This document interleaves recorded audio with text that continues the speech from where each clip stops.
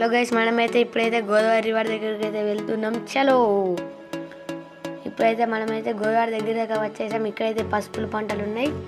ఇక్కడైతే గునుక పువ్వు అయితే ఉన్నది. ఇక్కడ వరదలు రావడం వల్ల రోజంతా ఖరాబ్ అయిపోయింది. అక్కడ చేపల కోసం అయితే పెద్ద పెద్ద గొంగలు వచ్చినుండే. ఇంకా మనమైతే మాటల్లో పడి గంగ దగ్గరికి అయితే వచ్చేసాము.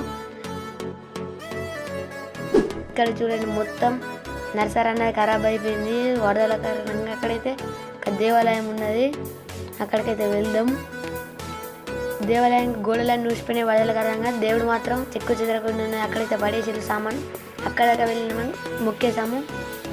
ఇక్కడైతే మనం వెళ్ళాక కట్ట అయితే మనమైతే గుర్తు నీడ ఇక్కడైతే వచ్చేసాం. చూడండి గంగ ఎంత అందంగా ఉన్నదో. అక్కడైతే కాపరి వాళ్ళైతే ఆవులు వేస్తున్నారు. ఇంత బండ దొరికింది, పోతున్నాడండి. ఇక్కడైతే చేపలు తిరుగుతున్నాయి. చూడండి నీళ్ళైతే స్వచ్ఛంగా ఉన్నాయి. చూడండి ఎంత స్వచ్ఛంగా ఉన్నాయో. మనమైతే ఇంకా లోపలికి వెళ్తున్నాము.